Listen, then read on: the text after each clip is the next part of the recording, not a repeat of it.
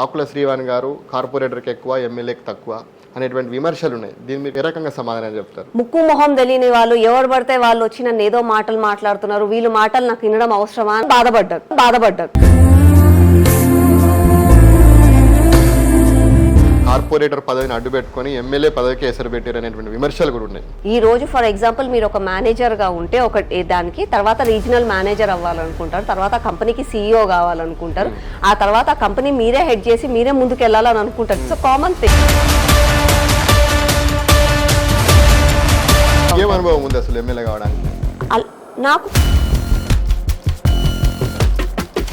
మహేశ్వరం నియోజకవర్గంలో మీకంటే చాలా ఏళ్ళుగా పార్టీలు ఉన్నటువంటి వాళ్ళు చాలా మంది ఉన్నారు. వాళ్ళని కాదని మీకు ఎట్లా వస్తుంది అనుకున్నారు టికెట్? మరి వస్తుంది అని అడగడం నా బాధ్యత. అడగంది అమ్మాయిని అన్నం పెట్టదంటారు.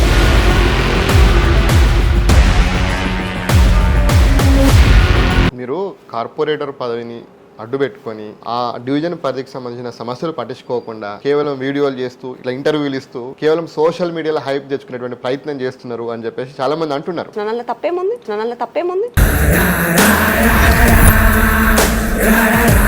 అయితే మీరు అసలు ఎందుకు రాజకీయాలకు రావడం జరిగింది? రాజకీయాలకు వచ్చినటువంటి సందర్భంలో భారతీయ జనతా పార్టీని ఎందుకు చూస్ చేసుకున్నారు? భారతీయ జనతా పార్టీని చూస్ చేసుకోవడం లేదండి, we're into Bharatiya Janata party.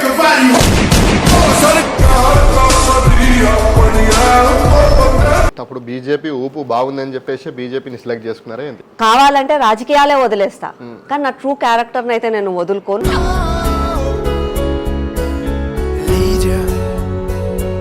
మీరు అనుకుంటున్నారా మరి సెట్ అవుతా అని ప్రస్తుతానికైతే?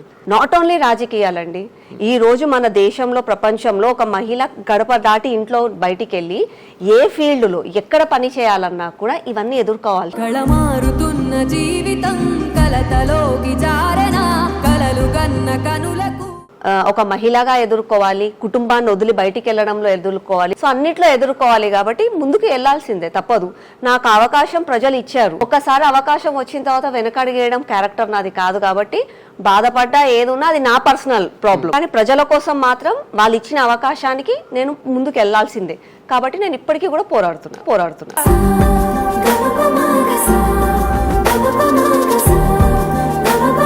మీరు మీ సొంతంగా గెలిచిరు అనుకుంటున్నారా, లేకపోతే ఆ బీజేపీ వేవ్ లో గెలిచిరు అనుకుంటున్నారా? ఎవరైనా వాళ్ళ సొంతం వల్ల మాత్రం గెలవరు. పార్టీ ఇంపార్టెంట్, మనిషి వ్యక్తిత్వం ఉంటదేమో, it's a part of that, అంతేగాని వ్యక్తి వల్ల గెలవడం అన్నది తప్పు. ఈ అభివృద్ధి పనుల్లో మీ ఎమ్మెల్యే సబితా ఇంద్రారెడ్డి గారి పాత్ర ఏంది అసలు? గుండు సున్నా. సబితా ఇంద్రారెడ్డి గారి పాత్ర గుండు సున్నా.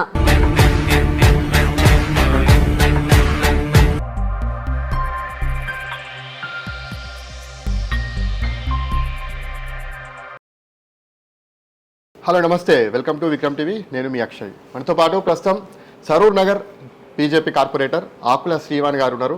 వారితో మాట్లాడే ప్రయత్నం చేద్దాం.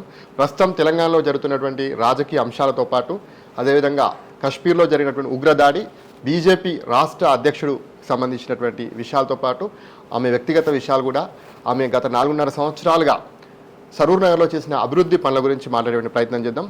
నమస్తే శ్రీవాణి గారు. నమస్తే అండి. బాగున్నారా? ఎట్లా ఉన్నారు? భారతీయ జనతా పార్టీలో చాలా కంఫర్ట్గానే ఉన్నారా ప్రస్తుతానికి? యాజ్ యూజువల్ గా అన్ని రంగాలలో ఉండే పాలిటిక్స్ ఈ పాలిటిక్స్ లో కూడా ఉంటాయి. సో గోయింగ్ త్రూ దట్ అంతే. అయితే మీరు అసలు ఎందుకు రాజకీయాలకు రావడం జరిగింది?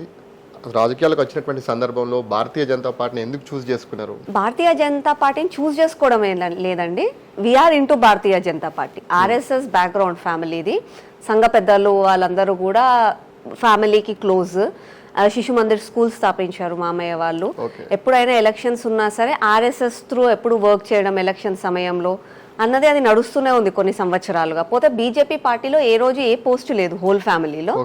సో కరోనా సమయం అది, ఇంట్లోనే ఉన్నాము, అన్ని అవేర్నెస్ ప్రోగ్రామ్స్ చేస్తుంటే ఇంట్లో వాళ్ళు మాకు క్లోజ్ మెంబర్స్, దాంతోపాటు ఫ్రెండ్స్ వాళ్ళందరూ మీలాంటి వాళ్ళు రాజకీయాలలో రావాలి అని. ఆ టైంలో GHMC ఎలక్షన్స్ ఉండే అన్నమాట.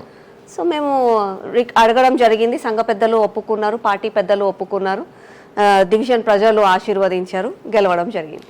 అప్పుడు బీజేపీ ఊపు బాగుందని చెప్పేసి బీజేపీని సెలెక్ట్ చేసుకున్నారా ఏంటి? లేదు, అదే చెప్తున్నాను కదా, there is no other choice except BJP. అందరు ఏమన్నారంటే నువ్వు రాజకీయాలలోకి వచ్చిన తర్వాత నువ్వే మారిపోతావు అని అన్నారు. సో ఆ రోజు చాలా మందికి నేను ఛాలెంజ్ గా చెప్పాను, కావాలంటే రాజకీయాలే వదిలేస్తా, కానీ నా ట్రూ క్యారెక్టర్ని అయితే నేను వదులుకోను. ఓకే. నన్ను చూసి ఒక్కరు మారినా సరే, ఒకరు మారకున్నా ఆ మార్పు రావాలి అన్న ఆలోచన ఒక్కరిలో వచ్చినా సరే నేను ఆ రోజు గెలిచినట్టే అని అనుకున్నాను. I think I made some difference, కొంచెం చేంజెస్ చేశాను అనుకుంటున్నాను. ఓకే. మీరు అనుకుంటున్నారా మరి సెట్ అవుతా అని ప్రస్తుతానికైతే? రాజకీయాలు అన్నది అంటే చాలా మంది ఏమనుకుంటారంటే పాలిటీషియన్స్ లో కష్టము అని. ఇప్పుడు చెప్తున్నట్టు ఒక మహిళగా చెప్తున్నా నేను, నాట్ ఓన్లీ రాజకీయాలండి. ఈ రోజు మన దేశంలో ప్రపంచంలో ఒక మహిళ గడప దాటి ఇంట్లో బయటికి వెళ్ళి ఏ ఫీల్డ్లో ఎక్కడ పని చేయాలన్నా కూడా ఇవన్నీ ఎదుర్కోవాల్సింది. ఒక మహిళగా ఎదుర్కోవాలి, కుటుంబాన్ని వదిలి బయటికి వెళ్ళడంలో ఎదుర్కోవాలి, లేక వాళ్ళందరూ చేసే రాజకీయాలంటే కేవలం రాజకీయాలలో కాకుండా ఏ చిన్న ఆఫీస్లోనున్న రాజకీయాలు పాలిటిక్స్ ఉంటాయి. సో అన్నిట్లో ఎదుర్కోవాలి కాబట్టి ముందుకు వెళ్లాల్సిందే, తప్పదు. నాకు అవకాశం ప్రజలు ఇచ్చారు. ఒక్కసారి అవకాశం వచ్చిన తర్వాత వెనకడిగేయడం క్యారెక్టర్ నాది కాదు కాబట్టి బాధపడ్డా ఏదున్నా అది నా పర్సనల్ ప్రాబ్లం. కానీ ప్రజల కోసం మాత్రం వాళ్ళు ఇచ్చిన అవకాశానికి నేను ముందుకు వెళ్లాల్సిందే కాబట్టి నేను ఇప్పటికీ కూడా పోరాడుతున్నాను. మీరు గత ఎన్నికల్లో మీరు కార్పొరేటర్గా పోటీ చేసిన సందర్భంలో మీరు గెలవడం జరిగింది. మీరు మీ సొంతంగా గెలిచిరు అనుకుంటున్నారా, లేకపోతే ఆ బీజేపీ వేవ్లో గెలిచిరు అనుకుంటున్నారా? ఏ ఒక్క క్యాండిడేట్, నాట్ ఓన్లీ మీ, ఈ రోజు నరేంద్ర మోదీ గారే గాని, కిషన్ రెడ్డి గారే గాని, ఎవరైనా సరే, రేవంత్ రెడ్డి గారే గాని, కేసీఆరే గాని, ఎవరైనా వాళ్ళ సొంతం వల్ల మాత్రం గెలవరు. Party important. ఆ పార్టీ, ఆ జెండా, ఆ ఐడియాలజీ, ఆ ఎజెండా అవన్నీ ఇంపార్టెంట్. మనిషి వ్యక్తిత్వం ఉంటదేమో, it's a part of that, అంతేగాని వ్యక్తి వల్ల గెలవడం అన్నది తప్పు. Party compulsory. ఓకే. సరే, మీరు కార్పొరేటర్గా ఆ పదవికి మీరు అర్హురాలా? ఇప్పుడున్న పరిస్థితుల్లో నేను డెఫినెట్ గా నేను అర్హురాలనే చెప్తున్నాను. నేను ఆ రోజుకు రాజకీయాలలోకి వచ్చే ముందు కూడా నేను ఒకటే చెప్పాను, అకౌంటబిలిటీ, ట్రాన్స్పరెన్సీ రాజకీయాలలో ఉండాలి. ఈ రోజు నువ్వు ఒక ఇంట్లో ఒక వస్తువు తే అని చెప్పి 100 రూపాయలు ఇస్తే నువ్వు ఆ వస్తువు తెచ్చినాక నువ్వు వాళ్ళు లెక్క అడుగుతావు. అట్లాంటిది నువ్వు రోజు దేశంలో ఉంటూ నువ్వు పన్నులు కట్టుకుంటూ, నువ్వు కష్టపడ్డ జీతంలో కొంచెం ట్యాక్సులు కట్టుకుంటూ, ప్రజలకు మాకు సేవ చెయ్యండి అని చెప్పి ఉద్యోగస్తులకు జీతాలు ఇచ్చుకుంటూ రాజకీయ నాయకులకు ఓటేసి గెలిపిస్తున్నావు. అట్లాంటి వాళ్ళు ఏ పని చేస్తున్నారు, నీ కోసం వాళ్ళు ఏం చేస్తున్నారు అని చెప్పి ప్రశ్నించేది నీకు ఉండాలి. ఆ గొంతు, ఆ ప్రశ్నించే గొంతు నీకు ఉండాలంటే రాజకీయ నాయకుడు ఏ పని చేస్తున్నాడో కూడా తెలియజేయాలి. వాళ్ళు కూడా ఓపెన్ గా, ట్రాన్స్పరెంట్ గా ఉండాలి. అట్లాంటి చేంజెస్ నేను తెచ్చాను కాబట్టి I think I'm doing good. మీ మీద కూడా కొన్ని విమర్శలు ఉన్నాయి. అదేవిధంగా సోషల్ మీడియాలో కూడా చాలా మంది కామెంట్స్ కూడా వేస్తుంటారు, ఆకుల శ్రీవాణి గారు కార్పొరేటర్కి ఎక్కువ, ఎమ్మెల్యేకి తక్కువ అనేటువంటి విమర్శలు ఉన్నాయి. దీని మీరు ఏ రకంగా సమాధానం చెప్తారు? విమర్శలు అన్నది కామన్ చెప్పాలంటే. భగవంతుడు శ్రీరామచంద్రునే విమర్శించే వాళ్ళు ఉన్న దేశంలో ఉంటున్నాం, ప్రపంచంలో ఉంటున్నాం. మహాత్మా గాంధీని విమర్శించే వాళ్ళు ఉన్నారు. Sachin Tendulkar God of the cricket అని మాట్లాడతాం. అట్లా గాడ్ ఆఫ్ ద క్రికెట్ కూడా బ్యాట్ పట్టుకొని బాల్ కొట్టుకుంటే అలా కొట్టేది లేకుండా ఇటు ఆఫ్ సైడ్ కొట్టేది ఉంటే 4 పోయేది అనే కామెంట్స్ కూడా వస్తున్నాయి. So common thing. కొత్తలో బాధపడ్డారు, ముక్కు మొహం తెలియని వాళ్ళు ఎవరు పడితే వాళ్ళు వచ్చి నన్ను ఏదో మాటలు మాట్లాడుతున్నారు, వీళ్ళు మాటలు నాకు వినడం అవసరమా అని అనిపించింది. రానున్న కాలంలో అలవాటు చేసుకున్నాను. It's become a thick skin. ఇప్పుడు అలవాటు అయిపోయింది. అన్న వాళ్ళని వాళ్ళు అంటూనే ఉంటారు. వినే వాళ్ళకైతే చెప్తాను సమాధానం, వినని మూర్ఖులకి అవసరం లేదు చెప్పడం. కాబట్టి వాళ్ళని అలాగే వదిలేసి నా పని నేను చేసుకుంటూ ముందుకెళ్తున్నాను. పొలిటీషియన్ అయిపోయారు అన్నట్టు ఇప్పుడు అనుకుంటా. సరే, ఓకే. ఇప్పుడు మీరు గత ఎన్నికల్లో కూడా మీరు ఎమ్మెల్యే కావాలని చెప్పేసి మీరు అనుకున్నారు, ఆ రకంగానే ప్రయత్నం చేశారు. కార్పొరేటర్ పదవిని అడ్డు పెట్టుకొని ఎమ్మెల్యే పదవికి ఎసరు పెట్టారు అనేటువంటి విమర్శలు కూడా ఉన్నాయి. టికెట్ అడిగారా లేదా గత ఎన్నికలలో? డెఫినెట్ గా అండి. చేసిన కష్టానికి ఫలితం ఎవరమన్నా ఆశిస్తాం. ఈ రోజు ఫర్ ఎగ్జాంపుల్ మీరు ఒక మేనేజర్ గా ఉంటే ఒక దానికి తర్వాత రీజనల్ మేనేజర్ అవ్వాలనుకుంటారు, తర్వాత కంపెనీకి CEO కావాలనుకుంటారు, ఆ తర్వాత కంపెనీ మీరే హెడ్ చేసి మీరే ముందుకు వెళ్ళాలని అనుకుంటారు. ఇట్స్ కామన్ థింగ్, అందరం అనుకుంటాం. అలాగే నేను కూడా అనుకున్నాను. మీకేం అర్హత ఉందని చెప్పేసి ఎమ్మెల్యే కావాలని? అర్హత అన్నది ప్రతి ఒక్క కార్యకర్త, బీజేపీ కార్యకర్తకి పార్టీ గెలవాలి అన్న ఆశ ఉంటే ప్రతి ఒక్కరు కూడా దానికి అర్హుడే. పార్టీ గెలవాలి అని చెప్పి పొద్దున లేసి పనిచేస్తున్న వాడు ప్రతి ఒక్కరు కూడా దానికి అర్హుడే. అర్హత అని అంటే నీ కులం బట్టో, నీ జీతం బట్టో, నీ ఆస్తి బట్టో కాదు కదా అర్హత, నీ కష్టం బట్టి అర్హత. అనుభవం ఉంది అసలు ఎమ్మెల్యే కావడానికి? నాకు కార్పొరేటర్ గా నేను చూశాను, పనిని చూశాను. అదే మీకు ఇందాక చెప్పినట్టుగా అకౌంటబిలిటీ, ట్రాన్స్పరెంటీ, ప్రజల మధ్యలో ఉండడం, ప్రజల సమస్యలు తెలుసుకోవడము, మళ్ళా నాకు తెలిసిన వాటిని ప్రజలలోకి ముందుకు తీసుకెళ్లడం, అట్లాంటి వాటిలో నేను క్విక్ ఉండే. కాబట్టి నా వంతుగా అంటే రాష్ట్రంలో ఎప్పటి నుంచో చాలా మంది కార్యకర్తలు నాకంటే 40 సంవత్సరాలు 50 సంవత్సరాల నుంచి పార్టీ కోసం కష్టపడ్డ కార్యకర్తలు అందరూ కూడా పార్టీ అధికారంలోకి రావాలని ఒక కళ ఉండే. అట్లాంటి కళ సహకారంలో నా వంతు సాయత కూడా నేను అందించాలి, నాలాంటి వాళ్ళు కూడా ముందుకు రావాలి అని చెప్పి ఒక కోరిక, ఒక ఆశ అయితే ఉండే డెఫినెట్ గా. మహేశ్వరం నియోజకవర్గంలో మీకంటే చాలా ఏళ్ళుగా పార్టీలు ఉన్నటువంటి వాళ్ళు చాలా మంది ఉన్నారు. వాళ్ళని కాదని మీకు ఎట్లా వస్తుంది అనుకున్నారు టికెట్ మరి? వస్తుంది అని అడగడం నా బాధ్యత. అడగంది అమ్మాయిని అన్నం పెట్టదు అంటారు కాబట్టి ఐ థాట్ నేను అడిగితే నాకు ఒకవేళ వస్తే నాకు ఒక అవకాశం ఉంటుంది. అప్పట్లో నేను సబితా ఇంద్రారెడ్డికి కౌంటర్ లేసాను, తన తప్పులను ఎండగట్టాను, ఎవరు కూడా ఆ పని చేయలేకపోయారు. So I think it will be an advantage to me. నేను మాట్లాడగలుగుతాను, నేను పోరాడగలుగుతాను. అప్పటికే సబితా ఇంద్రారెడ్డి పర్సనల్ గ్రజ్ తోటి నా పైన 12 కేసులు పెట్టించింది, పోలీస్ కేసులు. అయినా కూడా భయపడకుండా నేను పోరాడాను కాబట్టి అదే ఒక ఎజెండా తోటి నేను ముందుకు వెళ్ళగలుగుతాను, ప్రజలు కూడా నాకు సహకరిస్తారు అన్న ఒక ఆశ ఉండే. ఆ ఆశ ద్వారా అడగడం జరిగింది. మీరు కార్పొరేటర్ పదవిని అడ్డు పెట్టుకొని ఆ డివిజన్ పరిధికి సంబంధించిన సమస్యలు పట్టించుకోకుండా కేవలం వీడియోలు చేస్తూ ఇట్లా ఇంటర్వ్యూలు ఇస్తూ కేవలం సోషల్ మీడియాలో హైప్ తెచ్చుకునేటువంటి ప్రయత్నం చేస్తున్నారు అని చెప్పేసి చాలా మంది అంటున్నారు. దానిపైన మీరేమంటారు? నేను ఒక కార్పొరేటర్గా ప్రజలు ఇచ్చిన సమస్యలు అధికారుల దగ్గరికి, పార్టీ ఇప్పుడు అధికారంలో ఉన్న పార్టీ పెద్దల వరకు అక్కడ తీసుకెళ్లి సమస్యలను పరిష్కరించడం నా కార్పొరేటర్గా నా బాధ్యత. ఆ బాధ్యతను నేను 100% నిర్వహిస్తున్నాను. కార్యకర్తగా నా బాధ్యత, ఒక బీజేపీ కార్యకర్తగా మన రాష్ట్రంలో ఉన్న అధికార పార్టీని, దేశంలో ఉన్న ఇతర ఏమంటారు సూడో సెక్యులర్ పార్టీలు ఎవరైతే వ్యతిరేకంగా మాట్లాడుతున్నారో అట్లాంటి పార్టీకి ఎదురియడము ఒక కార్యకర్తగా నా బాధ్యత. ఆ బాధ్యతను కూడా నిర్వహిస్తున్నాను. మీ బీయింగ్ అ కార్పొరేటర్ నేను పనులు చేస్తున్నాను, ఒక కార్యకర్తగా పనులు చేస్తున్నాను, అలా తప్పేముంది? ఈ 4.5 ఏళ్లుగా మీరు కార్పొరేటర్గా మీ యొక్క డివిజన్ ప్రజలకు ఏం చేశారు అంటే ఏం చెప్తారు? నా ప్రజలకు నేను ఏమి చేయలేదు అని చెప్పి మీరు ప్రజలను అడగాలి. నేను ఎల్లప్పుడూ ప్రజలలో ఉంటాను, నిత్యం ప్రజలలో ఉంటాను. మీరు అన్నట్టుగా రాజకీయాలలో ఏదో కృష్ణంరాజు లేకపోతే రజనీకాంత్ సినిమాల లాగా అప్పట్లో చూసేవాళ్ళం మనం. అధికారం రాగానే వాళ్ళు అంటే చిట్కేయంగానే పనులు అయిపోతాయి. ఈ రోజు మీరు వచ్చి రోడ్ ఏమనగానే రేపు పొద్దున మన ఇంటి ముందు రోడ్, అట్లాంటివి అవైతే సినిమాల వరకే. ఇట్స్ ఫర్ ఓన్లీ రియాలిటీలో అవి జరగవు.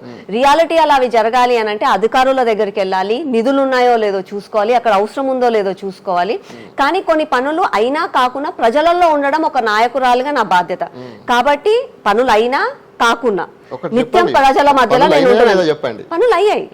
పనులు అన్నది ఎలా అంటే ఇప్పుడు నేను కార్పొరేటర్ అయినా మీరు కార్పొరేటర్ అయినా ఇంటి ముందు మోరి పొంగుతుందంటే అధికారులకు ఫోన్ చేస్తారు, అధికారులు వచ్చి దాన్ని క్లీన్ చేస్తారు. చెత్త ఉందంటే చెత్త సేకరణ అధికారులు వచ్చి చేస్తారు. రోడ్లు అవసరం ఉన్నాయంటే అధికారుల దగ్గరికి వెళ్తే నిధులు ఉంటాయి. ఒకవేళ రాష్ట్ర దగ్గర నిధులు ఉంటే ఆ నిధులు ఇచ్చిన తర్వాత శాంక్షన్ అవుతాయి, రోడ్లు పడిపోతాయి. It's common thing. అది మీరైనా నేనైనా ఎవరైనా చేయాల్సిందే. బ్యూరోక్రసీ అన్నది నడుస్తూనే ఉంటది రాష్ట్రంలో కానీ దేశంలో కానీ. మార్పు ఒక నాయకురాలుగా నేను ఏం చేయాలి? ప్రజలలో మార్పు తీసుకురావాలి, సమాజంలో మార్పు తీసుకురావాలి, వ్యక్తిత్వ నిర్మాణం నేను చేయాలి. మార్పు అన్నది సమాజంలో తీసుకురావాలి.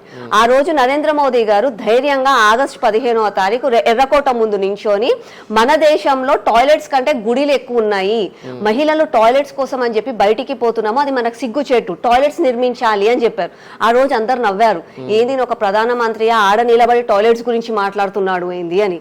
ఈ రోజు మనం నిర్మించామా లేదా? మార్పు తేగలిగామే లేదా?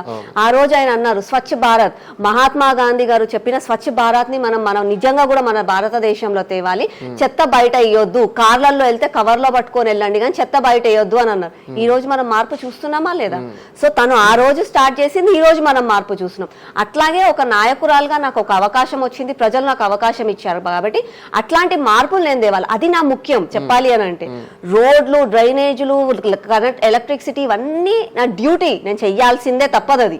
కానీ ఇట్లాంటి మార్పులు తెస్తే నాకు ఓటేసిన ప్రజలకు నేను న్యాయం చేసినట్టు అవుతుంది. కాబట్టి అట్లాంటివి నేను రెగ్యులర్ గా చేస్తున్నాను. అవేర్నెస్ ప్రోగ్రామ్స్ చేస్తున్నాను, మీరు అన్నట్టుగా ఇందాక సోషల్ మీడియాలో వీడియోలు చేస్తున్నాను, మీలాంటి వాళ్ళకి ఇంటర్వ్యూలు ఇస్తున్నాను. ప్రజలకి ఒక ఇంటింటికి వెళ్ళి చెప్పలేను నేను. నా ప్రజలు 65,000 మంది నా ఓటర్లు. ఇంటింటికి వెళ్ళి గజ్జ కట్టుకొని పాతకాలం లాగా డప్పు కట్టుకొని నేను వెళ్ళి చెప్పలేను. కాబట్టి త్రూ సోషల్ మీడియా ప్రతి ఒక్కరికి చెప్పగలుగుతున్నాను. ఓకే, ఇప్పుడు మీ యొక్క డివిజన్ సంబంధించిన అభివృద్ధి పనులు జరిగినాయని మీరు అంటున్నారు, జరిగినాయి కదా? ఈ అభివృద్ధి పనుల్లో మీ ఎమ్మెల్యే సబితా ఇంద్రారెడ్డి గారి పాత్ర ఏంది అసలు? గుండు సున్నా. సబితా ఇంద్రారెడ్డి గారి పాత్ర గుండు సున్నా. ధైర్యంగా నేను చెప్పగలుగుతున్నాను. ఇదేదో నేను వేగ్గా ఒక బీజేపీ కార్పొరేటర్ కాబట్టి చెప్తున్నానని కాదు. నేను ఆర్టీఐ వేసిన తర్వాత నాకు ఆర్టీఐ ఇచ్చిన ఇన్ఫర్మేషన్ ప్రకారంగా ఎమ్మెల్యే నిధుల నుంచి సరూర్ నగర్ డివిజన్ కి వచ్చింది గుండు సున్నా. ఆ గుండు సున్నా అంటే ఆమె ఎమ్మెల్యే అధికార పార్టీలో ఉంటూ మంత్రి పదవిని తెచ్చుకొని ఒక పార్టీ వదిలేసి ఇంకో పార్టీలోకి వచ్చి మంత్రి పదవి తెచ్చుకొని ఆమె అభివృద్ధి చెంది సొంతంగా పార్టీ తరఫున గాని కేసీఆర్ తరఫుననే గాని ఆమె పార్టీ మారినందుకు, లేకపోతే ఒక మంత్రిగా ఒక డివిజన్ ఆమె ఎమ్మెల్యే ప్రాతినిధ్యం వహిస్తున్న నియోజకవర్గంలో ఒక డివిజన్ గా గానీ ఆమె ₹1 కూడా ఇక్కడికి తేలేదు. అంటే ఆమె ₹1 తేలేదని మీరు చెప్తున్నారు, అయినా కానీ మళ్ళీ ఆమె ఎమ్మెల్యే గెలిచింది కదా, అది మన ఇప్పటికి చాలాసార్లు దౌర్భాగ్యం. గెలుస్తుంది కదా. అది మన దౌర్భాగ్యం. మీ సరూర్ నగర్ ప్రజలు కూడా ఓటేస్తున్నారు కదా. ఓటేసారు, అది దౌర్భాగ్యం అండి. అంటే నేను ఒక బీజేపీ కార్పొరేటర్ గా బాధపడట్లేదు, ఒక సిటిజన్ గా బాధపడుతున్నాను. అట్లాంటి వాళ్ళని నిజంగా కూడా గెలవనియొద్దు.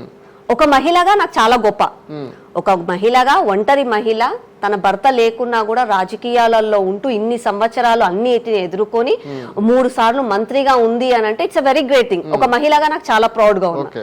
కానీ ఒక సిటిజన్ గా, ఒక తెలంగాణ బిడ్డగా మాత్రం అట్లాంటి నాయకురాలకి ఓటేసి గెలిపించినందుకు నాకైతే బాధగా ఉంది. ఎందుకు అని అంటే ఆమె విద్యాశాఖ మంత్రి, ఆమెకి ఏం అర్హత ఉందని చెప్పి విద్యాశాఖ మంత్రి అయింది. విద్యాశాఖ మంత్రి అయిన తర్వాత స్కూళ్ళల్లో, కాలేజ్లలో పిల్లలు సరిగ్గా తిండి లేదని చెప్పి, టాయిలెట్స్ లేవని, ఫెసిలిటీస్ లేవని చెప్పి రోడ్ల మీదకి వచ్చి ధర్నా చేసిన రోజులున్నాయి. పిల్లలు మరణించిన రోజులున్నాయి. ఇంటర్ పేరు మీద ఏదో ప్రైవేట్ ఆర్గనైజేషన్ కి ఇస్తే ఇంటర్ పిల్లలు సూసైడ్లు చేసుకున్న డేస్ చూసినాం మనం. ఇంత చూసిన తర్వాత కూడా మళ్ళా అట్లాంటి ఆమెకి ఓటేసిండ్రు అని అంటే అది మన దౌర్భాగ్యం అనుకోవాలా? అంటే ఇప్పుడు ఎడ్యుకేషన్ మినిస్టర్ కావాలంటే మన అర్హత ఉండన్నా ప్రత్యేకంగా? ఎడ్యుకేషన్ మినిస్టర్కి అర్హత ఏముండాలండి? అసలు దేశం నడవాల్సిందే ఎడ్యుకేషన్ మినిస్ట్రీతో.